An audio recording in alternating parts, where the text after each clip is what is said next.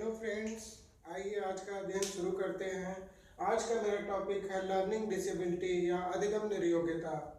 ये समावेशी शिक्षा का एक चैप्टर है। आज हम लोग जानेंगे कि इसका मीनिंग, परिभाषा और लर्निंग डिसेबिलिटी के कारण कितने टाइप्स की होती है लर्निंग डिसेबिलिटी, क्या विशेषताएं होती हैं, इसकी पहचान कैसे करते हैं तथा इसका उपचार कैसे किया जाता है। तो आइए अध्ययन प्रारंभ करते हैं। सबसे पहले अर्थ देखते हैं।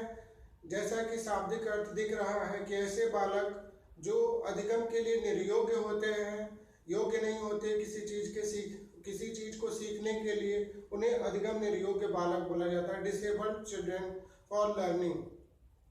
जब इसकी परिभाषाओं की बात करते हैं तो सर्वप्रथम परिभाषा दी है national joint committee for learning disabled, USA द्वारा, अमेरिका द्वारा ये परिभाषा दी गई है। फिर से सुनिएगा, national joint committee for learning disability.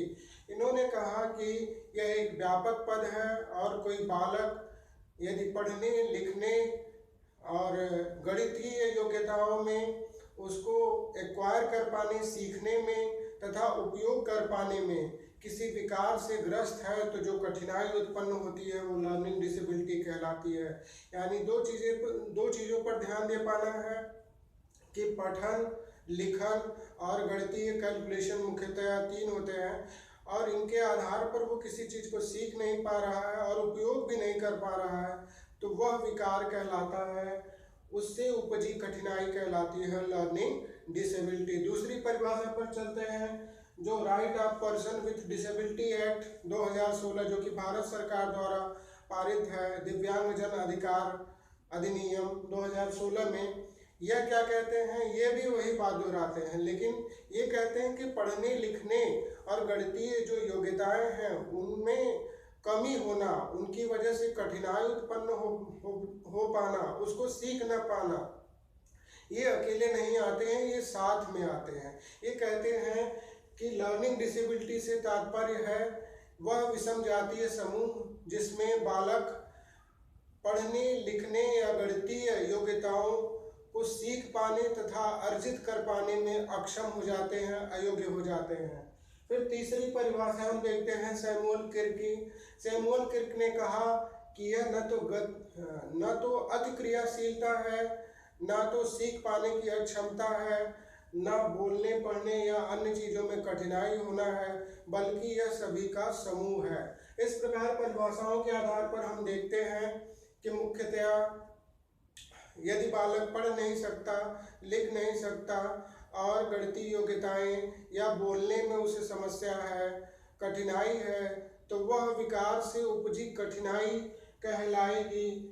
विकार मतलब डिसऑर्डर से उपजी कठिनाई कहलाएगी लर्निंग डिसेबिलिटी। आइए इसके कारणों के बारे में जान लेते हैं। तो सबसे पहले कारण तीन प्रकार से वर्गीकृत कर सकते हैं: गर्भावस्था के समय, गर्भावस्था, प्रसव के समय और फिर उसके प्रसव के बाद यानी जन्म के बाद।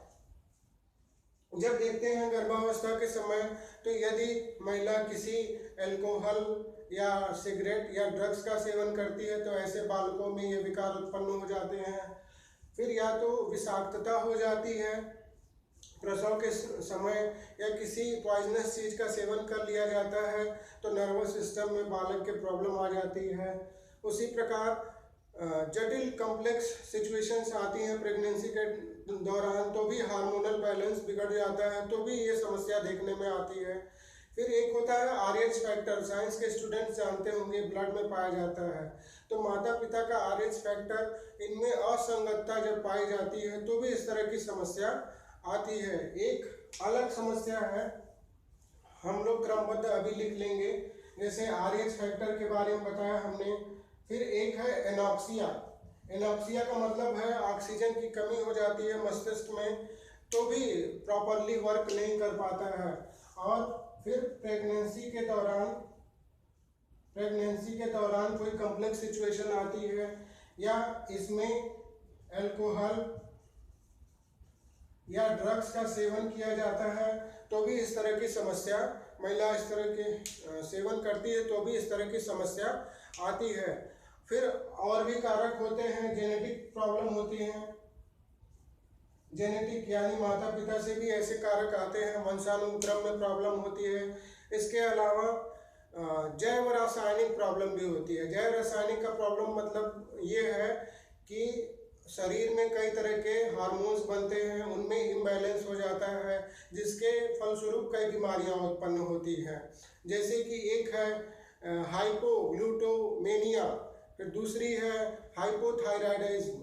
तो इसमें क्या होता है, थायराइड में अतिरिक्त सिक्रेशन होने लगती है या कम होने लगती है, तो भी हमें इसमें प्रॉब्लम हो जाती है। इसके अतिरिक्त सर में चोट लगना भी एक कारण हो सकता है। कभी कभी सर में चोट लगने की वजह से जो तंत्रिका सिस्टम होता है वो डैमेज हो जाता है, उसमें नर्व्स प्रॉपर काम नहीं कर पाती हैं, तो भी ये समस्या आती है। तो हमने कारणों में देखा कि गर्भावस्था में जटिलता, अल्कोहल ड्रग्स का सेवन इत्यादि, सिर में चोट लगना, RH फैक्टर में मेल न होना, और फिर ऑक्सीजन की कमी एनॉक्सिया जो कि प्रेगनेंसी के दौरान है, फिर उसके बाद हार्मोनल इम्बैलेंस जिससे कि ज़्यादा होना या कम होना। तो ये सभी कारण देखे जाते हैं लर्निंग डिसेबिलिटी के लिए। ये सभी कारक आप देख सकते हैं। चलिए हम बात करते हैं प्रकारों की। तो प्रकारों का नाम आप लोगों ने सुना होगा। सबसे पहला प्रकार है डिसलेक्सिया। इसमें बालक को पढ़ने में कठिनाई महसूस होती है, उसको अक्षर अलग तरीके के दिखाई देते हैं। जैसे पी ये है तो पी उसको ऐसे दिखाई देगा, क्यू और वो ओ में वो अंतर नहीं समझ पाएगा। तो इस प्रकार की प्रॉब्लम होती है। फिर इसके बाद दूसरी प्रॉब्लम होती है डिस्ग्राफिया। डिस्ग्राफिया ग्राफ मतलब होता है लिखना, तो लिखने में समस्या होती है। वो आड़े टेढ़े अक्षर लिखेगा या सही से शब्दों को मेल ऐसे नहीं बैठा पाएगा, ऐसे नहीं बिठाएगा, वो क्या करेगा, ऐसे लिख देगा। तो डिस्ग्राफिया में लेखन जैसी समस्या होती है, लेखन में समस्या आती है। फिर इसके बाद तीसरा होता है डिसकैलकुलिया तीसरा होता है। जैसा कि नाम से आप सुन रहे हैं कि कैलकुलेशन में प्रॉब्लम होती है, गणना करने में कठिनाई होती है। मुख्यतः यही 3 माने जाते हैं, परंतु 2 और होते हैं। डिस्फेजिया का मतलब होता है भाषा या वाणी संबंधी विकार, सही उच्चारण न कर पाना, उल्टा पुल्टा बोलना, कभी कम धीमा बोलना। तो भाषा और वाक संबंधी जो प्रॉब्लम होती है वो डिस्फेजिया कहलाती है। और एक होता है डिस्प्राक्सिया में क्या होता है कि जो भी मानसिक गतिविधियां होती हैं उनमें कोऑर्डिनेशन नहीं होता है।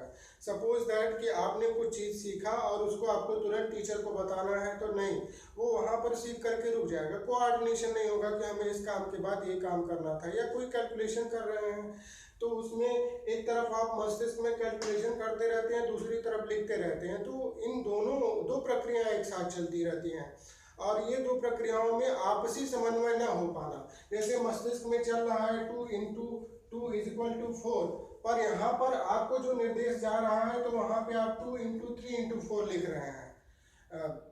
आपको पता है कि है यही, पर लिखते टाइम आप ये कर रहे हैं।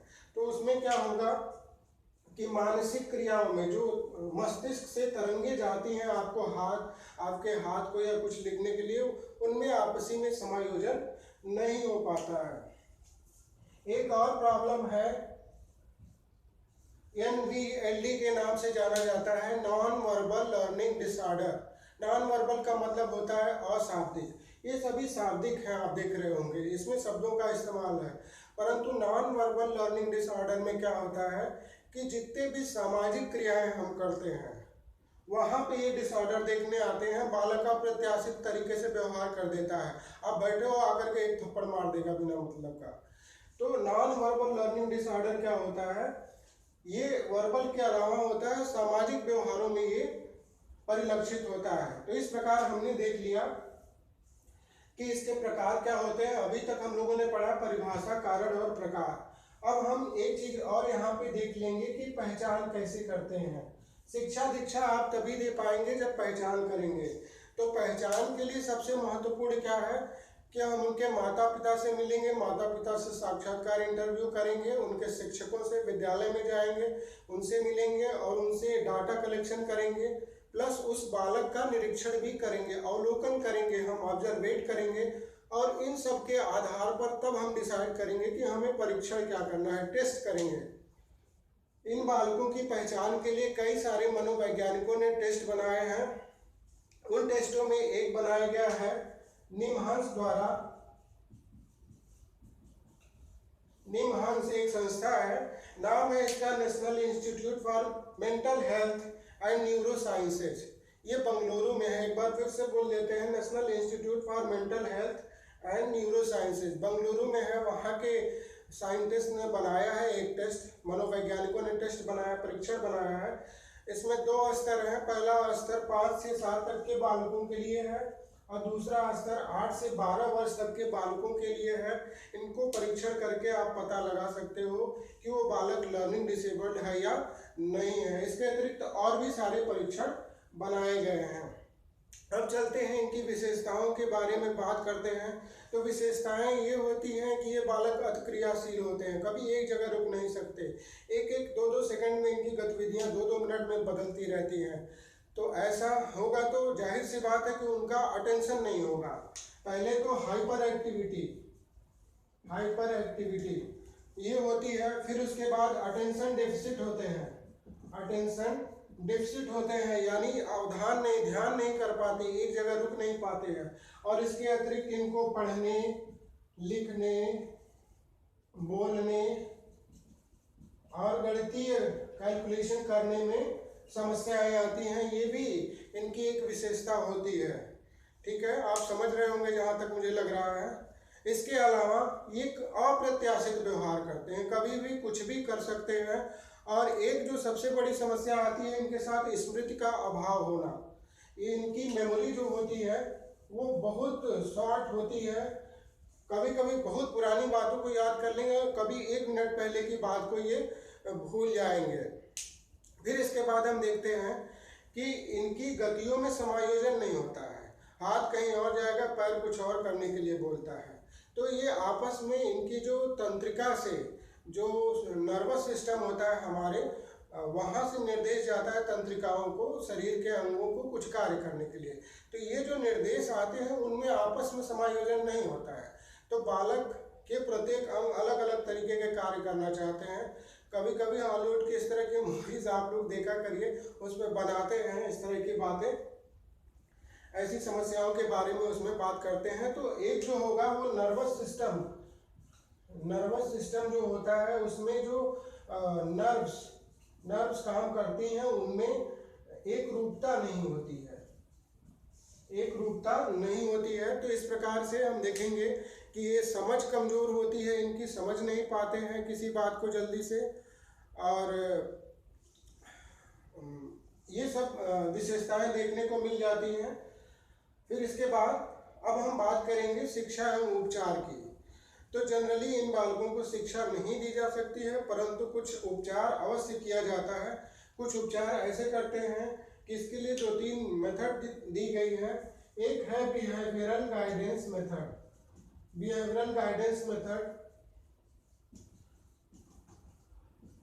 स्टेफेंस ने 1970 में दिया था व्यवहार निर्देशन विधि। व्यवहार निर्देशन विधि में क्या होता है कि किसी बालक को किसी एक व्यवहार को उसका हम अध्ययन करते हैं। जैसे हो गया अति क्रियाशीलता नामक व्यवहार को लिया हमने, और फिर उसमें कैसे निर्देशन करेंगे, हमने उसको केंद्र बिंदु माना और फिर ये उसके कारकों की पहचान किया कि कौन कौन से कारक उसे अति क्रियाशील बनाते हैं। बाधक कारकों की पहचान करके उन्हें दूर करने का प्रयत्न किया, तो वो कहलाएगा behavioural guidance method.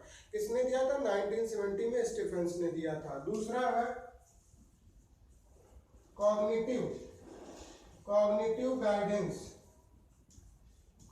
Guidance method दिया है। इसको कई वैज्ञानिकों ने मिलकर दिया है। तो इसमें सबसे पहले क्या करते हैं कि हम बालक की संवेगशीलता, जो उसके संवेगों में बार बार परिवर्तन रहता है, उसको कम करते हैं और उसके लिए स्वनिर्देशन तथा रीइंफोर्समेंट पे जोर देते हैं।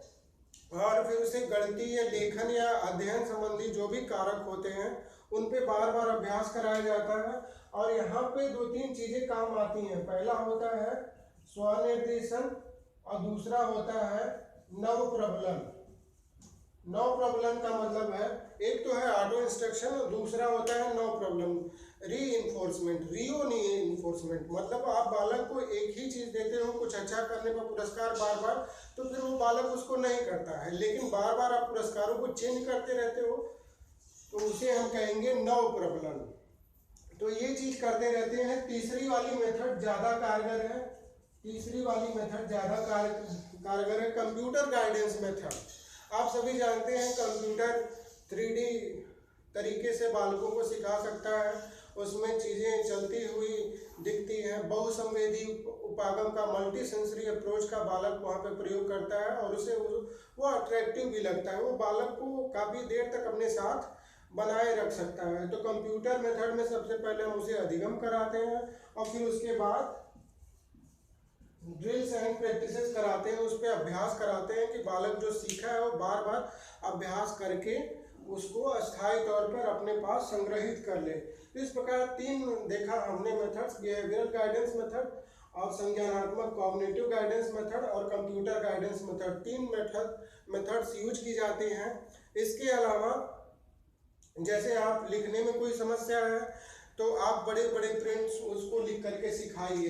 पी इतना छोटा लिखेंगे और ऐसे लिखेंगे तो उसे कंफ्यूजन होगा, परंतु पी जब आप इतना बड़ा बनाएंगे तो वो चीज़ उसके लिए समझने में आसानी होगी, पढ़ने में भी और लिखने में भी। ये इस पर हम कंप्यूटर का भी प्रयोग कर सकते हैं। इसके अलावा जैसे बोलने संबंधी समस्या है तो टेप रिकॉर्ड का प्रयोग करिए। बार बार उसे आदत डालिए कि नहीं आपको ये ऐसे बोलना है, तो वहाँ पे टेप रिकॉर्डर का प्रयोग करते हैं और उच्चारण उसके माध्यम से या बोलने की अभिव्यक्ति को उसके माध्यम से हमें प्रकट कराया जाता है। बोलने का वहाँ पे अभ्यास कराया जाता है, उच्चारण सही कराया जाता है। फिर तीसरी बात जो करते हैं कि ऐसे बालक जिनमें क्या होता है जल्दी इनका वो ध्यान कहीं और जाता रहता है, तो हम इन्हें अल्प समय के लिए कोई वो कराते हैं, अल्प समय में अवकाश दे देते हैं। मतलब इनका अगर ध्यान 4 मिनट ही तक एक पास रहता है, एक साथ रहता है, 4 मिनट तक ही एक समय ध्यान रहता है, तो हम 4 मिनट का ही कोई करके वर्क कराएंगे और उसके बाद करा करके इन्हें रेस्ट दे देंगे, बीच में अवकाश कर देंगे। तो 5वें मिनट में हमको पता है कि इनका ध्यान कहीं और चला जाता है। तो इस प्रकार देखा हमने कि लर्निंग डिसेबिलिटी, ऐसे बालक जो अधिगम निर्योग्य होते हैं, उनकी परिभाषा क्या है, कारण कौन कौन से होते हैं, प्रकारों के बारे में जान लिया और उनकी विशेषताएं क्या होती हैं, साथ में कैसे शिक्षा और उपचार करते हैं। कोई भी क्वेश्चन हो तो आप कमेंट में छोड़ सकते हैं। धन्यवाद।